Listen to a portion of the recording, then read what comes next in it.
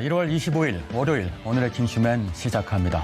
자, 오늘은 윤희용 오피니언 라이브 여론 분석 센터장님과 함께합니다. 안녕하세요. 네, 안녕하십니까? 네, 잘 지내셨습니까? 네, 잘 지냈습니다. 네, 오늘도 잘 부탁드립니다. 네. 네, 서울시장 보궐선거에 나서는 후보자들이 본격적으로 선거 레이스에 돌입했습니다. 사진 한 장 함께 보실까요? 네, 지금 보고 계신 사진 설명을 제가 좀 해드려야 될 것 같습니다. 지난 23일이었습니다. 서울시장 보궐선거 경선에 나서는 더불어민주당 박영선 전 장관 그리고 우상호 의원이 이낙연 대표와 함께 이 남대문 시장을 찾아서 함께 음식을 먹고 있는 사진이고요. 또 한쪽은 지난 20일 국민의힘 나경원 전 의원이 양천구에 있는 이 신영시장을 방문해서 이 호떡을 먹고 있는 사진입니다. 제가 여기서 좀 궁금한 거는 왜 정치인들은 이 선거철만 되면 시장을 찾아서 그것도 꼭 나오는 것이 이 시장에 있는 음식을 먹는 사진이 꼭 등장을 합니다. 네. 이 이유가 저는 궁금한데요. 일단 이제 보면은 서민들과 동일시 하려고 하는 부분도 있어요. 그래서 내가 당신들과 다르지 않은 사람이다. 당신들의 마음을 잘 알고 처지를 잘 이해해 줄 수 있는 사람이다라는 것을 어필하기 위해서 일단 이런 재래시장에 방문하는 것이 가장 첫 번째 원인이라고 할 수 있겠고, 두 번째 배경은 뭐냐면 이른바 이제 TV에서의 그림이 잘 나오기 때문이에요.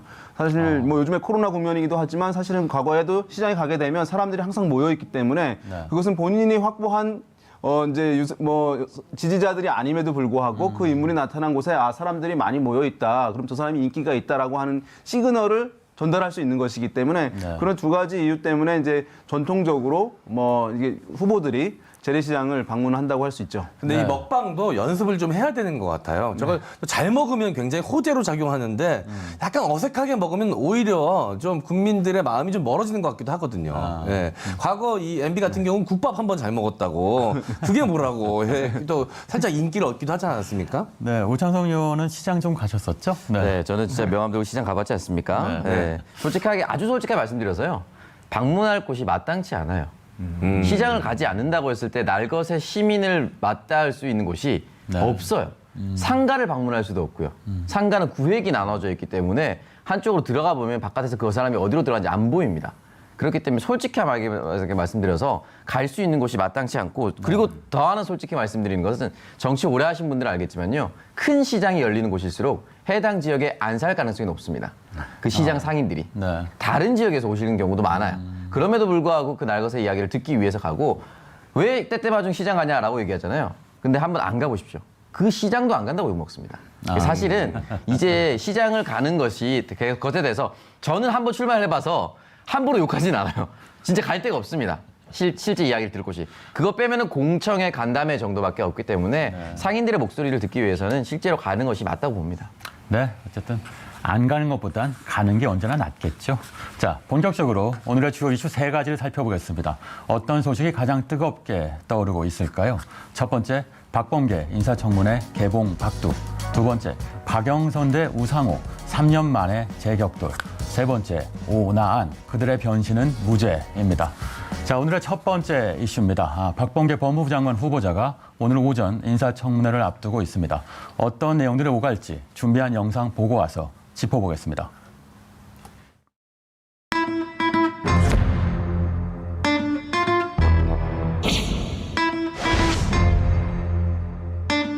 저를 법무부 장관 후보로 지명한 이유는 검찰개혁의 마무리 투수가 되어달라는 뜻으로 알고 있습니다. 우리 검사들이 검찰개혁에 동참해 달라는 간곡한 말씀을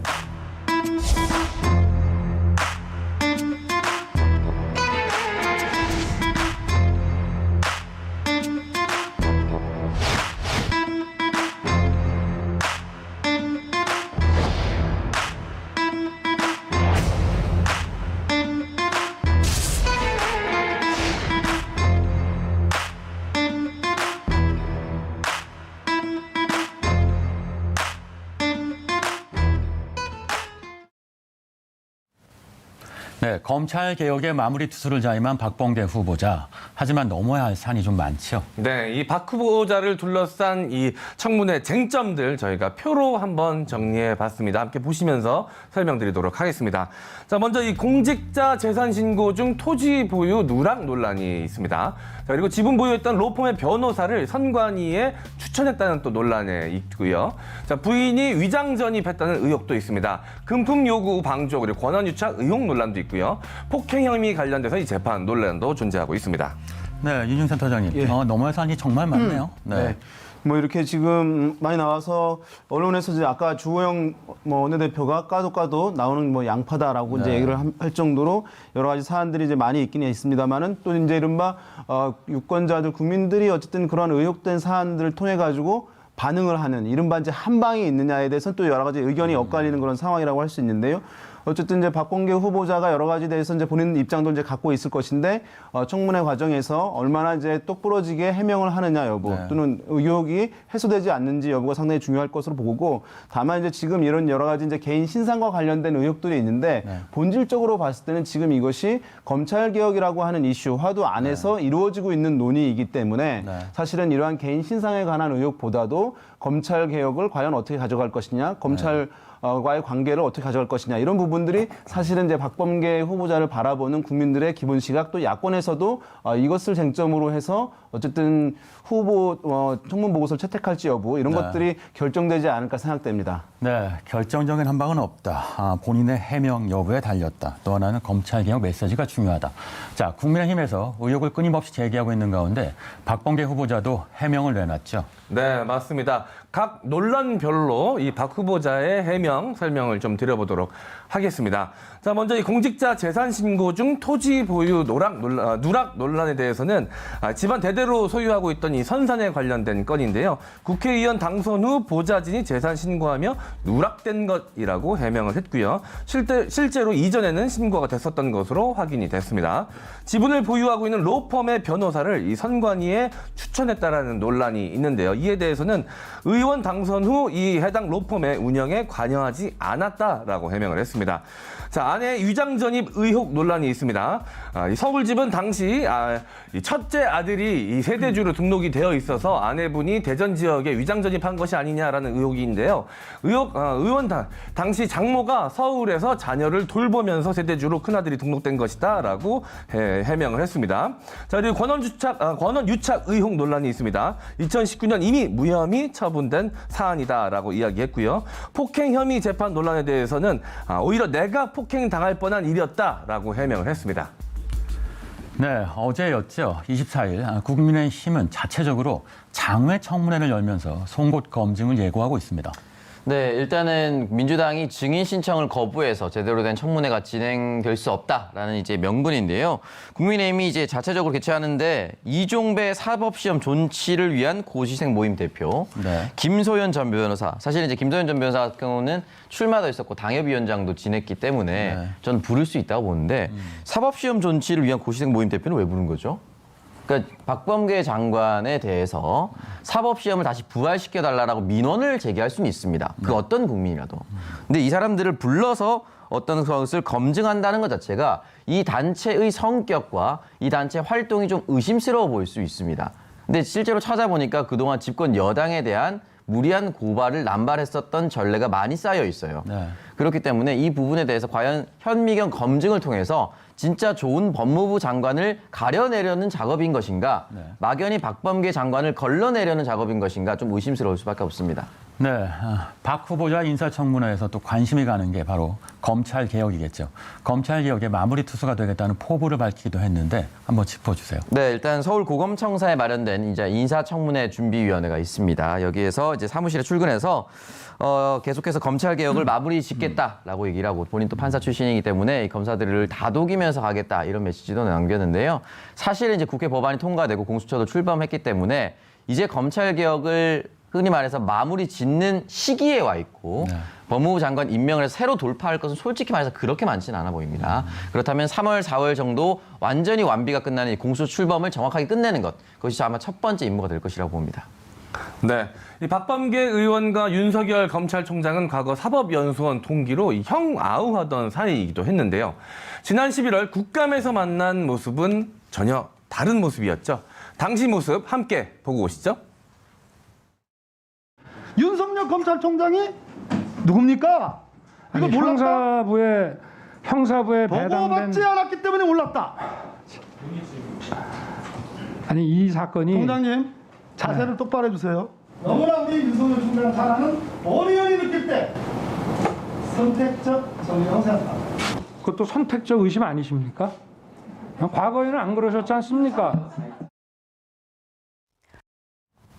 네, 박범계 후보자가 장관으로 오게 된다면 윤석열 총장은 취임 후 벌써 4번째 장관을 맞이하게 됩니다. 앞으로의 대응에 관심이 쏠리죠. 네, 일단은 윤석열 총장, 서울중앙지검장부터 시작을 해서 그리고 이번 정권을 시작해서 4번째 장관인데요. 네. 먼저 타임라인 살펴보면 2017년 7월 19일 박상기 법무부 장관이 있습니다. 그리고 그 다음을 이어서 제66대 조국 전 법무부 장관, 그리고 67대 추미애 법무부 장관, 아직까지는 현직에 있습니다. 그리고 박범계 법무부 장관 후보자까지 있는데요. 이 4사람을 두드려 걸치면서 사실은 2사람은 완벽한 정치인 출신이고요. 한 사람은 초대 민정수석이었고요. 또 한 사람은 이제 학자 출신입니다. 서로 다른 성향을 보이고 있을 텐데요. 박범계 장관은 전임 장관인 아니 지금 현재 장관인 추미애 장관만큼 크게 강성으로 비춰지는 이미지는 아니기 때문에 이 부분에 대해서 대화를 터놓고 얘기할 수 있는 부분, 그리고 또 동기였기 때문에 조금 더 긴밀하게 이야기할 수는 있지 않을까라고 기대를 내비치고 있는 상황이긴 합니다. 네, 윤 사장님, 추윤 갈등에 이어 설마 박윤 갈등으로 이어질까요? 좀 이제 강도는 상당히 낮아질 것으로 전망이 됩니다. 문재인 대통령이 신년 기자회견에서 이제 한 말 중에 이제 윤석열 총장은 문재인 정부의 검찰총장이다라고 얘기를 했는데요. 그것은 물론 이제 야권이 윤석열 총장에게도 경고하는 메시지가 될 수 있겠습니다만은 어떻게 보면 이제 여권 전반에 대해서도 윤석열 총장을 너무 적으로 규정해서 이제 갈등을 유발함으로써 국정에 부담을 주지 말라라고 하는 시그널로도 이제 읽힐 수 있는 부분이라고 할 수 있거든요. 그래서 과거에 이제 추미애 법무부 장관과의 관계에서는 일단 부정하고 너무 강대강의 모습들로 이제 치우쳐졌다고 한다면 박범계 지금 후보자가 만약에 장관이 될 경우에는 검찰총장과의 관계가 그때보다 상당히 누그러진 상황에서 그 존재와 역할을 인정하는 가운데서 검찰개혁과 관련한 것들은 어쨌든 서로 협력해서 추진하려고 하는 그런 기본 기조로 갈 가능성이 일단은 높아졌다라고 보는 것이 합리적일 것 같습니다. 네, 확전은 양측 다 자제할 것이다. 자, 한편 여론조사에서 대세로 인식됐던 윤석열 검찰총장의 지지율에 빨간불이 켜졌다고요? 지금 이제 많은 조사들이 나오고 있는데요. 이른바 이제 MBS 조사라고 한국 리서치 등 4개 업체가 최근에 조사를 했었는데 이때 윤석열 총장의 지지율이 한 10% 지금 그래프 나오고 있는데요. 어떤 이제 조사들은 뭐 30% 가까이 가기도 했었고 또 20% 넘는 것들도 많이 있었습니다만은 이것은 이제 조사 방식에 따라서 약간 차이들은 있어요. 그런데 어쨌든 윤석열 총장의 대권주자 지지율, 차기 대통령감으로 적합한지 물었을 때 지지율이 한 10% 그러니까 추가적으로 상승하지 않는 모습들 또는 좀 다른 조사들에 비해서 떨어지는 흐름들 이제 보여주고 있는데요. 이것은 뭐냐 하면 일단은 야권의 이제 여러 대선 주자들이 주목을 못 받았었잖아요. 근데 서울시장 선거를 계기로 야권의 대선 주자들이 또는 서울시장 후보들이 주목을 이제 받게 되는 측면들, 그래서 상대적으로 주목을 못 받는 측면들이 있고 또 이제 야권의 차기 주자 같은 경우는 지지를 끌어올리는 것이 뭐냐 하면 대통령과 또는 이제 대통령의 권력과 상징되는 어떤 이제 인물과 대척점에 서는 이미지를 확보함으로써 지지를 올리는 것이거든요. 그래서 과거에는 이제 추미애 장관과 싸우게 되면서 본인이 대통령과 이제 맞서는 이미지를 획득했기 때문에 지지를 쭉 올릴 수 있었던 상황인데 지금 같은 경우는 그 싸움이 지금 소강 상태에 들어가 있는 상황이기 때문에 그런 부분에서 이제 정체 요인이라고 이제 할 수가 있겠고 대통령도 어쨌든 문재인 정부의 검찰총장이다라고 하는 부분이니까 사실 야권 성향층에게 이것을 어떻게 판단해야 할 것인지 우리 후보로서 강력하게 밀어야 될 것인지에 대한 이제 고민도 안겨주는 측면도 있다고 할 수 있을 텐데요. 이런 부분들이 종합적으로 반영되어서 최근에 약간 이제 정체하거나 추가적인 상승이 나타나지 않는 그런 측면은 있다고 할 수 있겠고요. 다만 이것이 뭐 바로 고꾸라지거나 그러지는 않을 것 같습니다. 알겠습니다. 네, 윤석열 지지율엔 언제나 갈등이 필요하군요. 자, 검찰개혁 공방과 여러 의혹이 불거져 나온 가운데 청문회장에 서게 될 박범계 후보자 무사히 통과할 수 있을까 한번 짚어볼까요? 사실 그동안 이제 인사청문회를 보면은 법률적인 사안보다는 국민 정서가 더 크게 작용했습니다.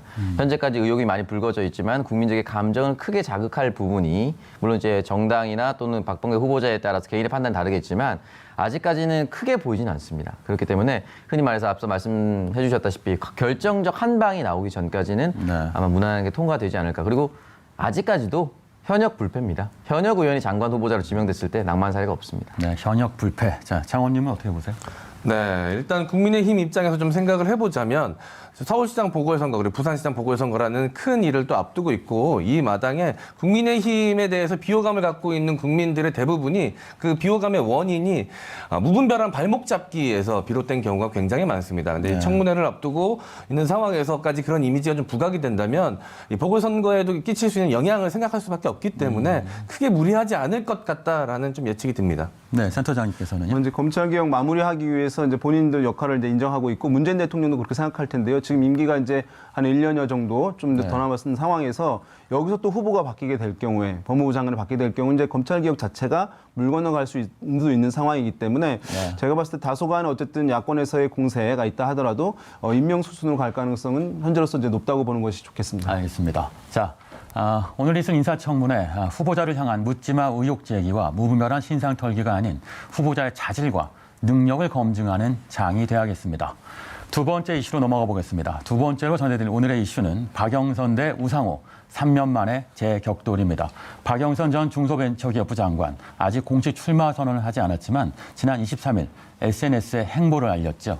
네, 맞습니다. 박영선 전 장관은 지난 23일 본인의 SNS에 출마와 관련된 변을 남겼는데요. 멈춤 끝, 움직임 시작, 당의 부름을 받고 첫 출격합니다.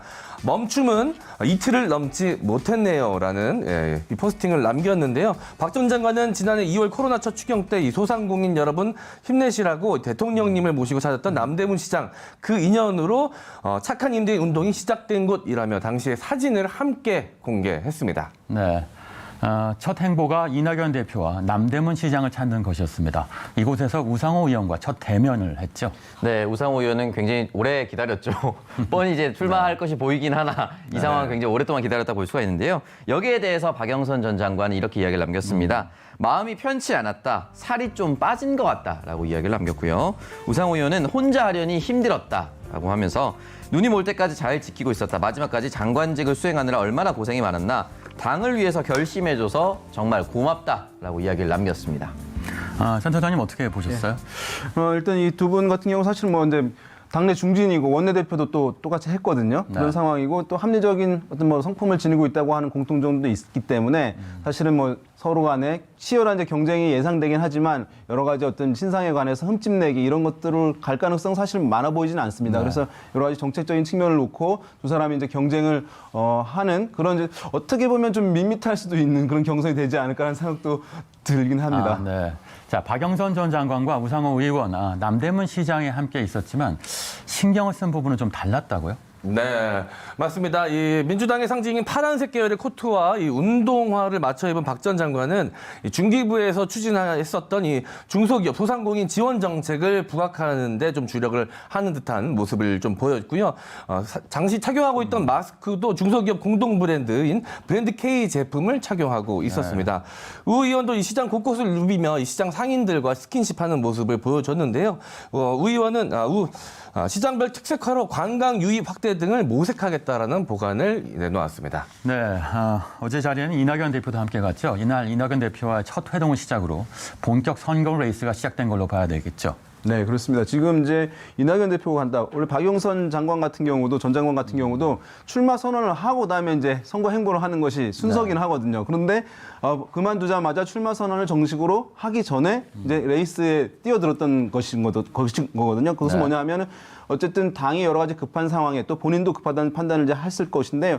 일단은 이제 이낙연 대표는 이번 선거에서 상당히 선거에서 본인이 얼마만큼 기여했는지 여부가 대권 주자로서의 위상에도 직접적으로 영향을 줄 수 있기 때문에 상당히 이제 중요하다고 할 수가 있겠고 그리고 지금 2명의 이제 주자가 있기 때문에 뭐 10명 이상 되는 야권의 주자에 비해서는 상당히 규모가 적은 것이라고 할 수 있거든요. 그렇게 네. 되면 대중이라든가 미디어의 주목도가 줄어들 수가 있는 상황에서 당대표가 직접 감으로써 그 행사에 감으로써 언론과 대중의 주목도를 높이고 붐업을 시킬 수 있다는 네. 그런 이제 계획 하에서 지금 이제 이낙연 대표가 직접적으로 관여하고 있는 것으로 분석이 됩니다. 네, 모두가 다 흥행에 관심이 많죠.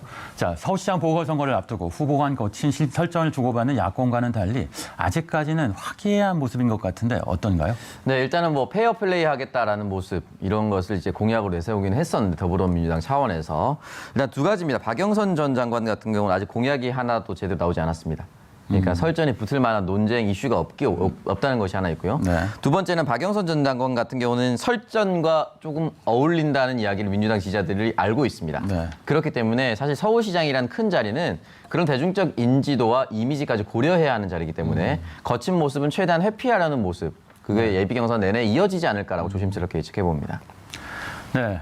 박영선, 우상호 두 사람의 서울시장 경선은 3년 만에 리턴 매치입니다. 주목을 많이 받고 있죠. 그만큼 이 두 사람 물러설 수 없는 각오로 뛰겠다 싶은데 어떨까요? 예, 맞습니다. 이제 두 사람의 성품상 이제 아주 지저분한 싸움을 하지 않을 가능성이 높아 보이긴 하는데 이제 물러설 수 없는 이유가 뭐냐 하면 박영선 장관 같은 경우는 지역구가 이제 없어졌어요. 뭐냐 하면 이제 현 정부의 가장 실세 중에 한 명이라고 할 수 있는 이제 윤건영 의원이 이제 지역구로 갔기 때문에 이것이 쉽게 바뀌기 힘들거든요. 네. 그러면 여기서 승부를 걸 수밖에 없어요. 어디 돌아갈 곳이 많지 않으니까 장관직도 그만둔 상황이고 그다음에 우상호 의원 같은 경우에는 다음에 국회의원직 출마하지 않는다고 이제 이미 얘기를 해버린 상황입니다. 그래서 네. 이제 이것이 두 사람 다 이번 경선에서 떨어지게 될 경우에는 최종 후보가 되면 또 모르겠습니다만은 이제 경선에 떨어지게 되면 앞으로 상당 기간 좀 이제 제야에 묻혀 있어야 되는 그런 상황들이 있을 수 있기 네. 때문에 아마 이제 두 사람이 성품상 뭐 치열한 이제 지저분한 싸움을 하지 않겠습니다만은 네. 그 후보가 되기 위해서 아마 경쟁의 강도는 상당히 높을 수밖에 없다고 생각됩니다. 알겠습니다. 자, 민주당의 경선 레이스 이제 막 시작됐는데 페어플레이로 함께하는 원팀의 모습이 계속 이어지길 기대해 봅니다. 마지막으로 전해드릴 오늘의 이슈는 오난 그들의 변신은 무죄입니다. 야권은 지금 3파전으로 흘러가고 있죠. 국민의힘 소속 오세훈 전 서울시장, 나경원 전 의원, 국민의당 안철수 대표인데요. 이번에 뭔가 좀 달라졌다고요? 네, 맞습니다. 정치인은 이 자신의 스타일로도 말을 한다고 하죠. 지지난 총선 이 오창석 의원이 후보로 나왔을 때도 본인의 스타일을 귀여움으로 규정하고 시장에 갔을 때 많은 이 어머님들로부터 사랑을 받았다는 이야기를 제가 전해들은 바 있는데요. 자, 좀 설명을 드리자면 나경원 전 의원 같은 경우도 스타일이 좀 바뀌었습니다. 지난 18일 국민의힘 서울시장 이 경선 후보 등록 현장에 평소와는 좀 다른 머리카락을 묶고 그런 모습으로 나타났는데요. 평소에는 어깨까지 살짝 내려오는 이 단발머리 스타일을 즐겨한 나 전 의원은 이날 이후부터 묶은 머리로 일정을 소화하고 있습니다. 뭔가 발로 뛰는 듯한 모습을 보여주기 위한 의지로 보이고요. 이 평소 편한 복장을 선호했던 오 전 시장은 출마 선언 이후에 말쑥한 이 정장 재킷을 자주 입으면서 댄디한 서울 사는 중년 이미지를 강조하고 있습니다. 안철수 대표는 이 서울시장 보궐선거 출마 준비를 하면서 좀 특이합니다. 눈썹 문신으로 인상을 바꿨다라고 합니다. 본인도 직접 언급을 했는데요. 눈썹을 좀 다듬었다라고 이야기하기도 했었습니다. 네, 이런 스타일 변화에는 어떤 변화가 담겨 있을까요? 네, 일단 뭐 솔직하게 말씀드리면 뭐 의미 없고요. 이 부분에 대해서 일단 뭐 이렇게 한 번이라도 더 언급되는 이런 이슈라도 한 번 더 언급되는 건 선거 기간에 나쁘진 않다고 봅니다만 이게 선거 캠프에 있다 보면은 이미지 컨설팅을 하려고 많이 노력을 해요. 캠프 사람들이. 왜냐면 제가 아나운서 준비를 할 때 이런 얘기 들었었는데 메라비언의 법칙이라고 사람의 첫인상을 결정짓는 요소 중에 55%가 시각적인 요소입니다. 그렇기 때문에 제일 먼저 절반 먹고 들어가기 위해서는 보이는 이미지를 바꿔야 한다라는 것이에요. 네. 그 부분에 대해서는 사실 어떤 캠프나 동일하게 생각을 할 것 같고요. 다만 말씀드렸다시피 우상호, 박영선 의원 포함해서 이런 자잘한 변화는 사실 크게 와닿진 않을 겁니다. 네, 알겠습니다. 자, 특히 오난에서 센터를 맡고 있는 나경원 전 의원, 센터보다 리더를 맡고 싶다고 얘기했다는데 이건 어떤 얘기인가요? 네, 나경원 전 의원이 한 행사장에 나타나서 이 발언을 하면서 본인의 이름으로 삼행시를 2개를 했습니다. 보통 이제 본인의 이름으로 삼행시 하기가 굉장히 좀 쑥스러운 일인데 그래도 좀 정치인이기 때문에 필요하다고 생각을 했는지 했습니다. 그냥 말씀드리면 좀 재미가 없을 것 같으니까요. 우리 오창석 의원이 운을 좀 띄워주시면 제가 나경원 의원이 했던 삼행시를 읽어드리도록 네, 하겠습니다. 삼음절 제가 운 띄워둘게요. 나경원은 경, 경선에서 원탑이다. 아, 예, 네. 라고 본인의 이름으로 삼행시를 했고요. 하나 더 하셨습니다. 네, 하나 더 하겠습니다. 한 번 더 띄워주시죠. 나경원은 경쟁한다. 원하는 서울시를 만들어드리기 위해서라고 네. 본인의 이름으로 이 두 가지 삼행시를 만들어서 띄웠는데요. 이 오난에서 나를 맡고 있는 나경원 전 의원은 이 선수로도 가나다 순으로도 이 자신이 먼저라면서 오난이 아닌 나오안이라고 불러달라고 이야기를 하기도 했습니다. 자, 이제 센터를 뛰어넘어서 리더 역할을 원하고 있는 것 같은데요. 자, 그러면서 이제 본인 이름으로 필승 삼행시를 선보인 것이었습니다. 알겠습니다. 자, 국민의힘만 놓고 좀 얘기해 볼까요? 국민의힘은 서울시장 보궐선거에 출마한 후보가 무려 14명이나 됩니다. 하지만 양강구도라고들 얘기하는데 이건 왜인가요? 네, 일단 이 부분에 대해서 오세훈 전 서울시장 그리고 나경원 전 원내대표 두 사람이 이야기가 오고하고 있는데요. 먼저 이야기 살펴보도록 하겠습니다. 17일 오세훈 전 서울시장이 이제 출마 선언 자리에서 빈사 상태의 서울은 아마추어 초보 시장 1년짜리 인턴 시장의 시행착오를 기다려줄 여유가 없다라고 이야기를 했고요. 나경원 전 의원 같은 경우는 당이 어려울 때 시장 후보로 나서 이미 서울시정을 맡을 준비까지 했던 사람인데 제가 10년을 쉬신 분보다 그 역할을 잘할 자신 있다라고 서로를 어필하고 있습니다. 여기에 대해서 또 한 번 얘기를 했습니다. 10년 전 오 전 시장이 그만두고 박원순 후보 손을 들어줬을 때 홍준표 대표가 간곡히 부탁하면서 당을 위해 희생해달라고 얘기했다고 했고 오세훈 전 서울시장 같은 경우는 벌은 달게 받겠다. 그러나 책임도 지겠다라고 이야기를 남겼습니다. 네, 센터장님. 결국 양강구도로 정리가 되는 거겠죠? 예, 뭐 네. 다른 후보들과 이 두 분의 위상이 사실 뭐 워낙 이제 차이가 많이 나기 때문에요. 그래서 이제 또 당내 이제 개혁성을 지녔다 옛날에는 그런 평가들도 받았던 분들이고 중량감도 아까 말씀드린 대로 높은 상황이어서 두 사람이 이제 1, 2위 경선에서 할 가능성이 이제 상당히 높고 그것을 부정하는 사람들이 이제 많지 않은데요. 지금 이제 그렇지만 이제 초반에 기세는 이제 나경원 전 의원이 좀 잡아가는 분위기. 왜냐하면 오세훈 전 시장 같은 경우에 이른바 조건부 출마라고 하는 약간 이제 대중의 호응을 충분하게 얻지 못하는 이제 삐끗한 모양새를 좀 보이게 되면서 그리고 이제 지난번 선거를 치르게 된 책임론이 좀 본인한테 있는 부분이 있기 때문에 그런 면에서 지금 현재로서는 이제 어떤 기세상 나경원 전 의원이 좀 앞서가는 측면이 있는데 다만 이제 전반적으로 봤을 때 지금 후보가 된다 하더라도 링 밖에 안철수 국민의당 대표가 기다리고 있기 때문에 이것이 이제 또 끝이 아닌 한 단계 더 넘어야 될 산을 이제 국민의힘 후보들한테 지금 주어져 있는 상황이라고 할 수 있습니다. 알겠습니다. 자, 이제 변수는 안철수 대표와의 단일화겠죠. 자, 그런데 국민의힘보다 안 대표가 단일화에 좀 더 적극적으로 보이는 것 같은데 이건 왜인가요? 네, 일단 이 CG를 통해서 한번 살펴드리도록 할 텐데요. 안철수 국민의당 대표 같은 경우는 지금 이제 이렇게 이야기를 하고 있습니다. 경선 플랫폼을 개방하자. 결국 자신도 포함해서 국민의힘과 같이 경선하자라는 것이고요. 김종인 비대위원장은 상식에 맞냐라고 물어보고 있습니다. 그리고 안철수 대표는 단일화 경선 승복 사역을 하겠다라고 했는데 김종인 비대위원장 지금 현 시점에서는 그건 중요하지 않다라고 얘기를 했습니다. 김무성 전 대표는 오만에 빠져 3자 구도로도 이길 수 있다라고 얘기하고 있다라고 경계하고 있고요. 국민의힘 측에서는 단일화 피로감이 심각하다 성명서에 이제 나오기도 했었는데 일단 안철수 당대표 같은 건 여러 가지 지금 지표상 본인의 경쟁력이 가장 뛰어나다라고 판단하고 있습니다. 실제 지표도 그렇고요. 양강구도로 봤을 때는. 그렇기 때문에 이 부분에서 플랫폼을 개방해서 국민의힘 지지자도 나를 찍을 수 있도록 나로 단일화해달라라고 하는 것이 속뜻인 것이고 국민의힘 비대위원장이 김종인 비대위원장은 그래도 당 밖에 있는 사람을 단일화 후보로 만들기는 이런 과정에 동참해주긴 좀 어렵죠. 네. 네, 이런 분위기를 보면 3월 이전 단일화는 어려울 것 같습니다. 자, 이제 타이밍 싸움일 것 같은데요. 언제 단일화가 이루어지는 게 컨벤션 효과를 극대화시킬 수 있을까요? 네, 일단은 결국은 가장 쉽게 말씀드리면 투표유 용지가 인쇄되기 직전입니다. 한 명이라도 이탈표가 나오면 안 되거든요. 그러니까 결국은 가장 단일화 협상이 물밀듯이 치닫는 경우가 이제 투표용지 인쇄 직전입니다. 그 사람의 이름이 단일화한 사람의 이름이 안 나와야 돼요. 그 전이 가장 주요한 시점이라고 보고요. 그 전까지는 어떻게든 이뤄내려고 노력할 겁니다. 네, 막판까지 이어질 것이다. 자, 아직 단일화 가능성이 깨진 것은 아니지만 신경전이 과열 양상을 보이는 가운데 어떤 결과를 만들어낼지 지켜봐야겠습니다. 윤희웅 요원과는 여기서 인사 나누겠습니다. 지금까지 오늘의 이슈였습니다.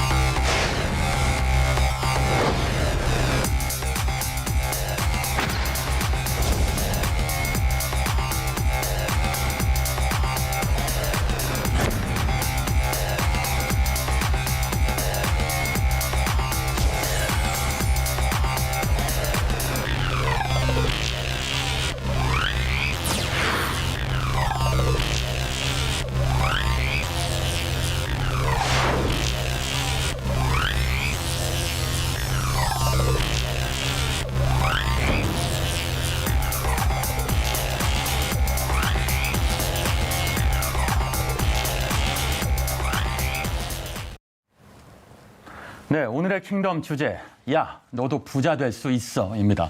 자, 이 말을 여러분에게 직접 해주실 분을 모셨습니다. 킹슈맨에서 어렵게 모신 초특급 손님, 돈 버는 방법을 알려주는 유튜버 신사임당 주언규님입니다. 안녕하세요. 아, 네, 안녕하세요. 네, 반갑습니다. 환영합니다. 네. 반갑습니다. 네, 자, 킹슈맨 식구 여러분들도 아마 신사임당 유튜버 구독하실 것 같은데 어떤가요? 네, 120만 명이죠. 네, 오늘 한 번 봤으니까 이제 형님으로. 아니, 저는 이제 당연히 경제 이야기는 하실 거라고 생각을 했었고 네. 주요 컨텐츠를 봤는데 굉장히 참신한 제 입장에서 신박한 컨텐츠가 있었습니다. 실수령액 3천만 원 현실 부부가 집을 구하는 방법 이런 컨텐츠가 있었어요. 네. 그래서 저는 정말 어떻게 보면 이거는 정치인들이 봐야 되거든요. 그들의 경제 생활이 어떻고 흔히 말해서 재무 설계라고 하죠. 그 사람들이 현실적으로 집을 어떻게 구할 수 있는가에 대한 이야기도 들어보고 플랜도 짤 수 있는 그런 컨텐츠가 있어서 굉장히 좋았습니다. 예. 네. 오창석 의원은 우리 심사임당님보다 실제로 동생이잖아요. 당연히 형님이라고 불러야죠. 하지만 저는 좀 나이 차이가 많이 나는 제가 형입니다. 하지만 제가 형님으로 모시겠습니다. 예.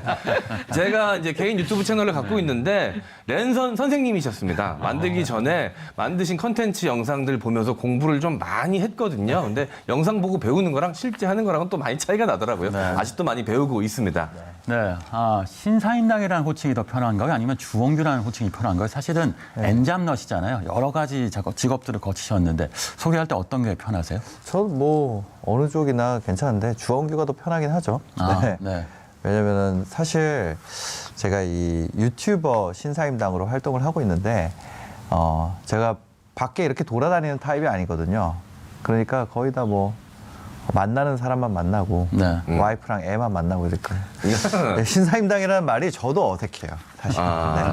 근데 저희는 이제 유튜버 심사임당으로 그죠. 많이 접하다 보니까 맞습니다. 팬인 저의 입장에서는 이제 심사임당이 더 익숙해지고 네네. 심지어 요즘 5만 원짜리 지폐를 봐도 주원규님께서 있으신 것 같은 느낌이 들 정도입니다. 예. 네. 자, 그러면 이 포브스 코리아 표지 모델부터 개그맨인 저도 한 번도 해보지 못한 유재석의 옆자리에 이르기까지 대체 이분은 어떤 분일까요? 많이들 궁금하시죠? 그래서 오랜만에 준비했습니다. 신사임당 주원규님의 궁금한 프로필 지금 바로 시작합니다.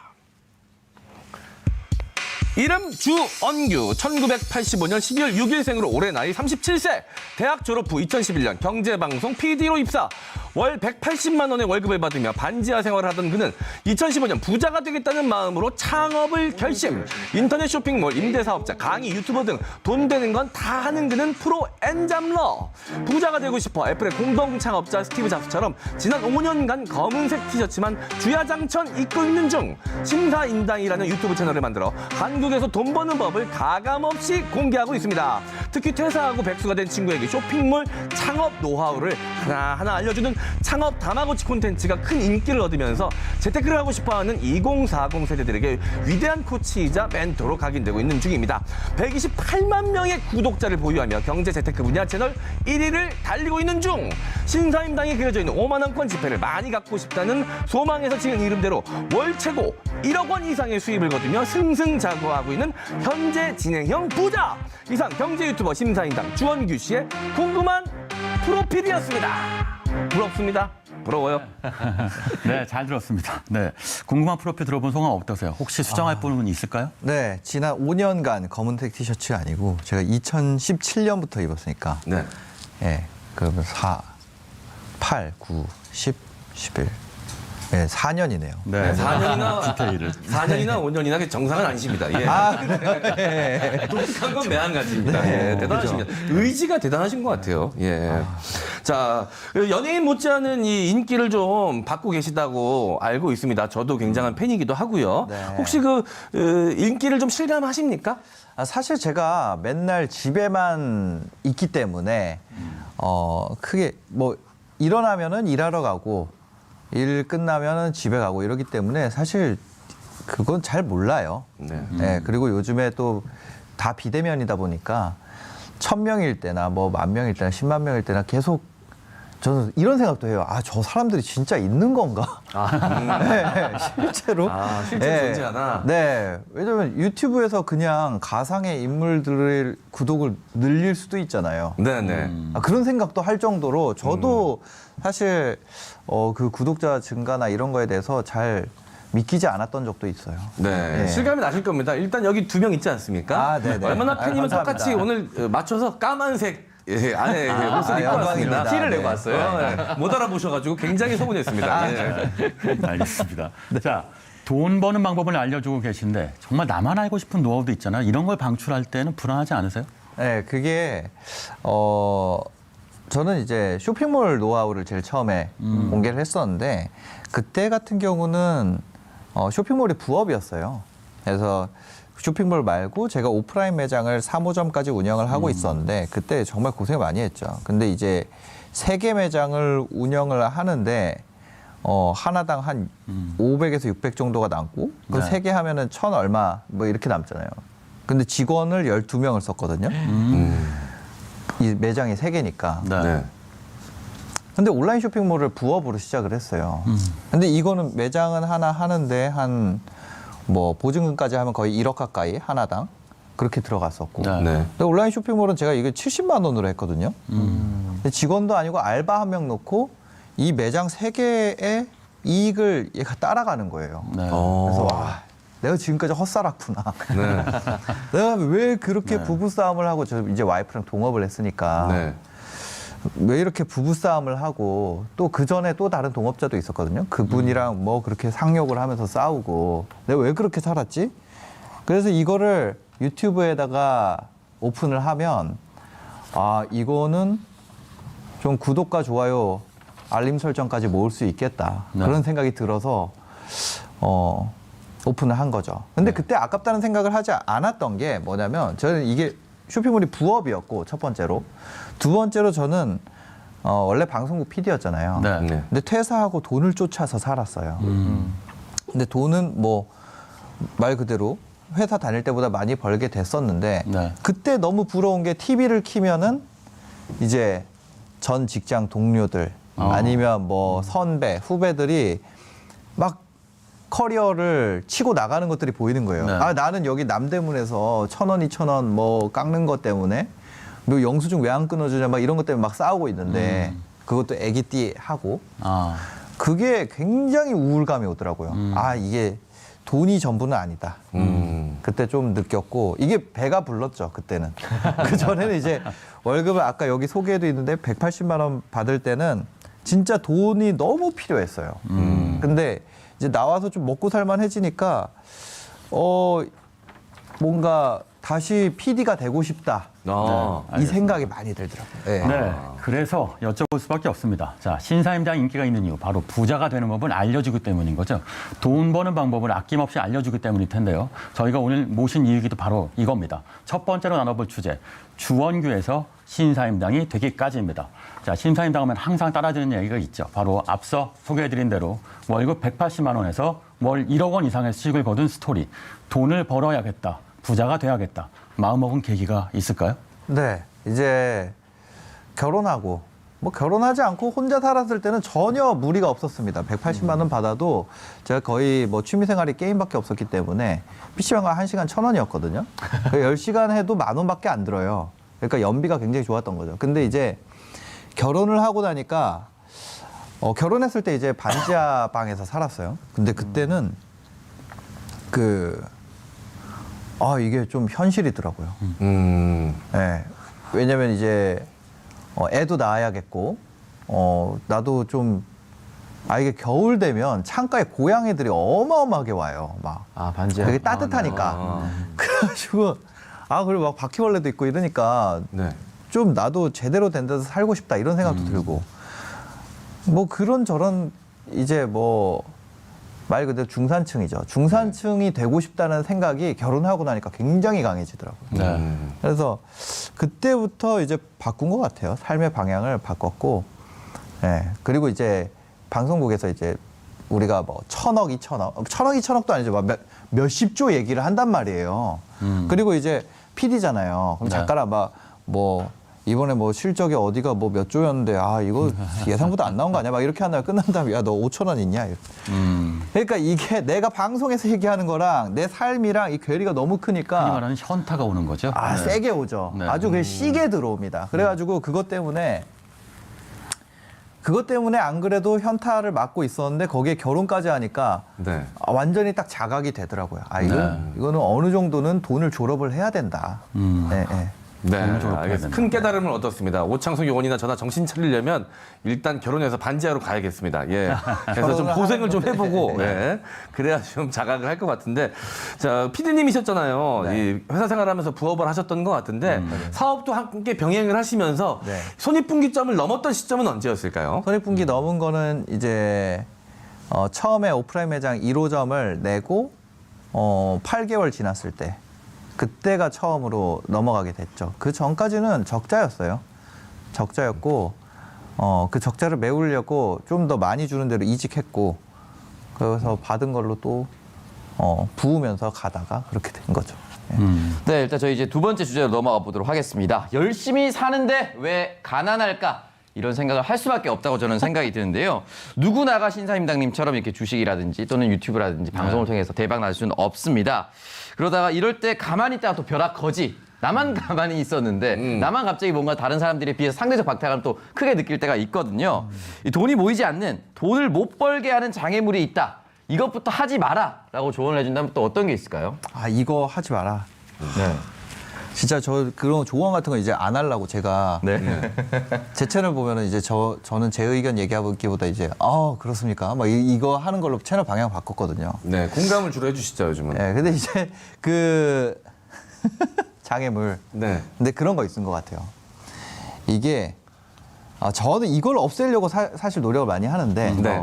뭘까요? 돈을 버는 사람이 특별하다는 생각. 그게 진짜 엄청 큰 장애물이 되는 것 같아요. 왜냐면 회사 생활할 때 네. 내가 180 정도 받는데 실수령 180에서 200 정도를 받는데 억대 연봉을 받는 사람은 얼마나 슈퍼맨이길래 나는 방송국에서 12시간 14시간 일을 해도 이 정도를 받는데 그럼 억대를 받으려면 이거 월 1,000만 원 받으려면 이거 5배잖아요. 그러면은 10시간으로 해도 하루에 50시간 일을 해야 된다는 건데 네. 그 정도 퍼포먼스를 내는 거는 슈퍼맨이 아닐까요? 그래서 난 진짜 최선을 다해서 살고 있는데도 이 상황인 거예요. 네. 그래서 저 사람들은 뭔가 다른 세계, 저 사람들은 나랑 다른 유전자 아니면 뭔가 다른 종류의 인간. 그리고 우리끼리 막 그런 얘기 하거든요. 이제 저도 월급 있을 때 그 형은 억대 연봉인데 뭐 이렇게 한대. 와, 다르다. 근데 저는 그냥 솔직히 그냥 도찐 개찐이라고 생각해요. 인간이 제가 만나보면 돈 많이 버는 사람도 착하거나 나쁜 거가 없고 돈 적게 버는 사람도 착하고 나쁜 거가 없고 그 지능 차이는 크게 없다고 생각을 합니다. 인간이 뭐 DNA가 달라봤자 어디서 어디 있어요. 다 한민족인데. 그래서 그거를 제가 진짜 인터뷰할수록 더 확고해지고 그것이 특별한 사람들의 뭔가인 것처럼 만들어 놓은 것. 그게 아니면 그 사람들이 나빠서 그거처럼 나는 안 될 거야. 뭐 이렇게 생각하는 것. 그거를 좀 바꾸는 게 제일 첫 번째 아닐까 이런 생각을 해요. 예. 스스로 벽을 치지 마라. 뭐 이런 말씀. 그 벽을 엄청 두텁게 치더라고요. 저도 그랬었고. 예. 네, 알겠습니다. 인생을 살아가다 보면 늘 선택의 순간이 다가옵니다. 우리 신사임당님께서는 본인이 했던 선택 중에 가장 주요했다라고 생각하시는 게 있다면 뭘까요? 주요했다. 저 유튜브 한 거죠.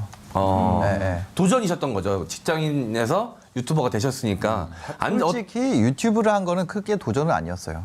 왜냐하면 제가 그때 쇼핑몰로도 한 1,000 정도 벌고 있었고 오프라인 매장 3개 해서 한 1,000 얼마 벌었으니까 한 2,000 넘게 벌고 있었잖아요. 근데 그때 그 아까 얘기 드렸듯이 부러운 거예요. 그 일하는 동료들이 부러워서 나도 뭔가 다시 재입사를 해야겠다. 이걸 놔두고 나도 사이드로 돈을 좀 모아놓은 다음에 부장님 오늘 회식은 저는 가고 싶지가 않습니다. 이런 거 하는 직장인 있잖아요. 그런 거를 좀 해보고 싶은 거예요. 그래가지고 다시 재입사를 해야겠다라고 생각을 하고 그걸 위해서 이제 유튜브 채널을 한 거죠. 네. 자, 이제 드디어 여러분이 듣고 싶어하는 질문 나옵니다. 마지막 주제. 나도 부자가 될 수 있을까? 우리도 부자가 될 수 있을까요? 근데 그거는 선택인 것 같아요. 왜냐하면 돈이 어떤 사람들은 이제 돈이 필요 없는 사람들도 있어요. 돈이 필요 없다고요? 네, 돈이 없어도 사는데 아무 지장이. 그러니까 제가 180만 원 벌 때 혼자였던 것처럼 네. 돈을 버는 거에 대한 어떠한 절실함도 없고 그게 없어도 사는데 아무 지장 없고 인생이 행복해요. 그러면은 그리고 돈 쓰고 뭐 그거에 대해서 전혀 뭐 그런 게 없는 분들이 있어요. 근데 그런 분들을 어거지로 뭐 돈을 아끼고 돈을 모으고 미래를 준비하고 이렇게 해라 하면 그분 인생이 불행해지거든요. 네. 네. 그런데 반대로 내가 미래를 준비하면서 행복을 느끼는 타입의 사람이 있어요. 근데 내가 만약에 미래가 준비되고 지금은 조금 희생하더라도 미래에 더 나은 삶을 살고 네. 그거에 대해서 내가 더 행복을 느끼는 타입의 사람이라면 예. 그러면 뭐 그거를 쫓아가는 게 내가 지금 힘들더라도 행복을 유지할 수가 있죠. 결국 뭐 자기가 그 짓을 하면서 돈을 쫓아가는 짓을 하면서 행복하냐 안 하냐가 제일 중요하잖아요. 내가 돈을 아무리 쫓아도 삶이 불행하면은 그거 하는 게 의미가 없는 것 같아요. 네. 그렇다면 심사위원장님께서 말씀하신 전자와 후자를 비교했을 때 네네. 후자에 나는 뭔가 좀 해보고 싶다. 그래도 열정은 있으신 분들 같은 경우에는 네네. 뭐부터 실행을 하는 게 좋을까요? 아, 지금은 컨텐츠죠. 지금 2021년에는 제가 그 비밀 채널도 하나 만들었거든요. 비밀 채널이요? 제 채널이 망할 수도 있잖아요. 제가 어디서 사고를 치거나 말실수를 할 수도 있고 오늘 같은 생방송에서 네. 그러면 채널이 날아갈 수도 있단 말이에요. 그러면 이제 그걸 대비해서 이제 보험 채널들을 운영을 하는데 리스크 관리를 하시는군요. 아, 하죠. 그 채널이 뭔지를 묻지 마세요. 근데 이제 그걸 하는데 네. 그 느낀 게 이게 진짜 빠르다. 이거는 일단 재고 조달이 필요 없고 유통기한이 없고 그다음에 뭐 그게 없잖아요. CS가 없잖아요. 무료 상품이니까. 네. 근데 이게 또 확장이 되면 이걸 기반으로 내가 스토어를 할 수도 있고 그럼 스토어 판매량이랑 이것도 있고 그다음 광고 PPL 받고 제가 이번에 저희 직원을 뽑아가지고 네. 제가 원래 혼자 하거든요. 근데 네. 직원 한 명 뽑아서 가르쳐 봤어요. 지난 5월에 뽑아서. 근데 이 친구한테 이제 월급을 주면서 테스트를 해본 거죠. 이게 작동을 하나. 근데 이거를 했더니 이 친구가 지금은 혼자서 한 매출을 2천 정도로 뽑아요. 그럼 월급을 제가 한 300 얼마 주고 이 정도 하면은 저 많이 남는 장사잖아요. 그래서 제가 이게 진짜 빠르구나. 제가 하고 싶은 것들을 직원한테 다 해보게 시킨 거죠. 왜냐면 저 지금 제 유튜브하고 쇼핑몰하고 애 보고 뭐 하느라 바쁘니까 네. 그걸 적용을 해봤는데 지금 이 친구가 해본 것 중에 제일 빠른 게 컨텐츠 마케팅이다. 컨텐츠 마케팅. 네네네. 자, 그러면 마지막으로 주원구의 목표, 신사임당의 목표 궁금한데 컨텐츠 마케팅인가요? 짧게 말씀해 주세요. 네, 저의 목표는 이런 친구들을 많이 해가지고 제 유튜브 채널에 없더라도 제가 안정적으로 미래를 도모할 수 있는 것 이게 지금 목표입니다. 네. 네. 신사임당님이 우리한테 부자 되는 법을 알려주셨는데요. 정말 듣고 싶은 부분이 많은데 더 여쭤보고 싶은데 시간이 부족하네요. 알겠습니다. 어쨌든 실천은 우리의 몫이겠죠. 네. 자, 임요원, 코로나 확보 소식 전해주시죠. 네. 중앙방역대책본부는 오늘 0시 기준 코로나19 신규 확진자 숫자가 437명 늘어났다고 밝혔습니다. 그중 국내 발생 환자 숫자는 405명이었고요. 서울 지역 발생 환자 숫자는 91명이었습니다. 이로써 누적 확진자 숫자는 75,521명이 됐고요. 다시 400명대로 증가하는 추세인데요. 코로나19 대유행이 꺾이고 좀 한파가 풀리자 유명 명소마다 나들이 객들이 증가하고 있습니다. 방심하기보다는 좀 더 집중력 있는 거리두기 실천과 방역수칙 실천에 적극 동참해야겠습니다. 네, 오늘의 킹슈맨 마무리할 시간입니다. 저는 내일 오전 9시에 다시 찾아오겠습니다. 함께해 주신 여러분 고맙습니다.